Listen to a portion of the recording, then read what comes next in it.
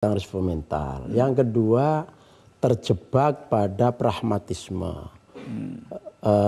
rakus pada harta, rakus pada kekuasaan. Itu kan penyakit yang paling inti, itu kan rakus pada kekuasaan, rakus pada harta. Itu yang akan menggelapkan mata dan hati. Ya. Sehingga kemudian lupa semuanya itu atas program yang bagus, revolusi mental.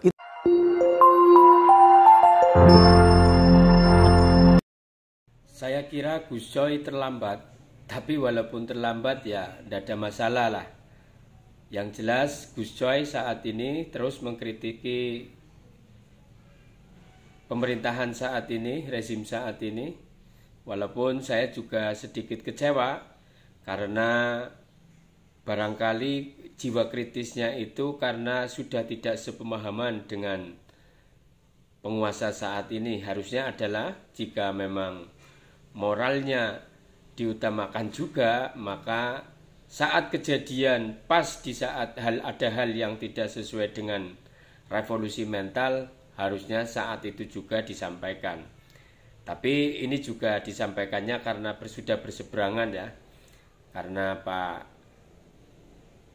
Gus Coy Effendi Khairi saat ini mendukung Anies Baswedan dan kekuasaan saat ini mendukung yang lain, tapi masih mending daripada tidak sama sekali. Ya begitulah praktek-praktek kekuasaan, yang mana memang kekuasaan itu cenderung ingin menang sendiri karena dilingkari oleh fasilitas-fasilitas kekuasaan dan kenyamanan-kenyamanan yang ada di kekuasaan itu. Oleh karena itu, dengan semangat demokrasi adalah bagaimana mengontrol kekuasaan itu agar tidak sewenang-wenang. Tapi ya itu tadi, saat ini sudah hampir sama seperti rezim Orde Baru, yang mana banyak aktivis, banyak akademisi mendukung kekuasaan secara all out. Bahkan di dalam demokrasi itu kurang etis jika ada kepuasan terhadap kekuasaan itu sampai 80% atau 70% lebih. Seharusnya di era demokrasi itu bukan seperti itu. Di era demokrasi adalah bagaimana keseimbangan itu ada.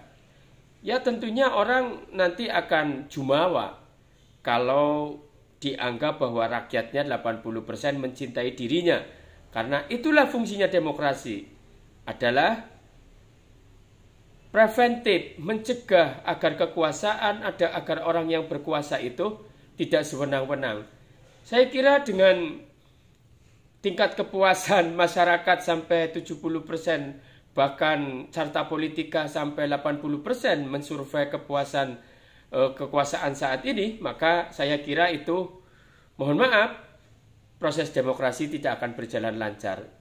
Jadi nantinya karena saya menganggap bahwa saya yang berkuasa saat ini masyarakat puas sampai 80%, maka mohon maaf manusiawinya keluar.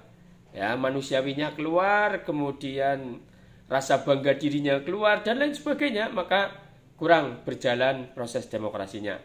Seharusnya proses demokrasi adalah bagaimana aktivis mengawal, tidak mau dibarter dengan kue kekuasaan, para intelektual tidak mau dibarter juga, para akademisi, para rektor, para mahasiswa juga berjalan di atas rel demokrasi yang benar-benar dijalankan.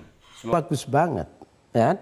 Karena negara bangsa kalau mau maju, mental bangsanya ini kan di dalam penjelasan apa itu mental, nah, itu kan kita bisa baca itu ya. Menyangkut soal jiwa, menyangkut soal sukma, menyangkut soal karakter, menyangkut soal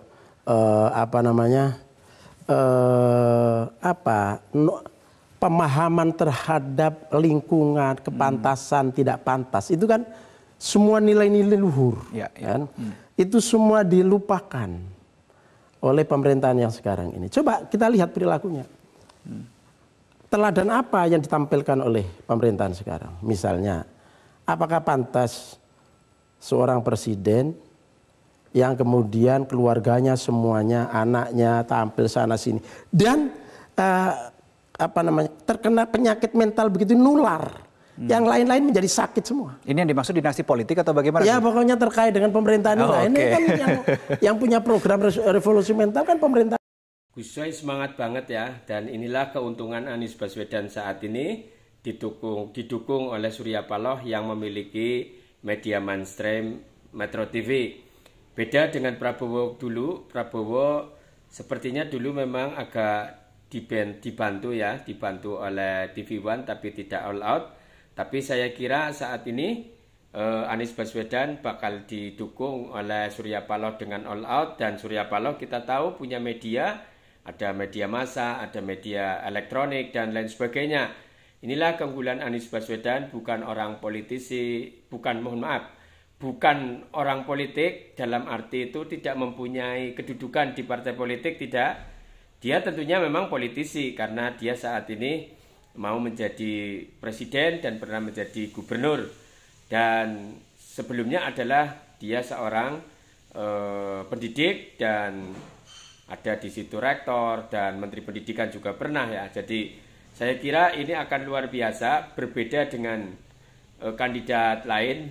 Mungkin kandidat lain didukungnya dengan kekuasaan bisa memberikan perintah-perintah dengan instrumen-instrumen yang ada, akan tetapi ini Surya Paloh dengan koalisi perubahan mempunyai Metro TV, maka bisa mengcounter perlawanan dari kompetitor lain dengan media-media lain. Semoga kita semuanya tetap dijaga kesehatan oleh Allah Subhanahu wa taala dan bisa kawal negeri ini agar negeri ini menjadi lebih baik dengan usaha-usaha kita, tentunya diawali dengan doa. Sampai jumpa.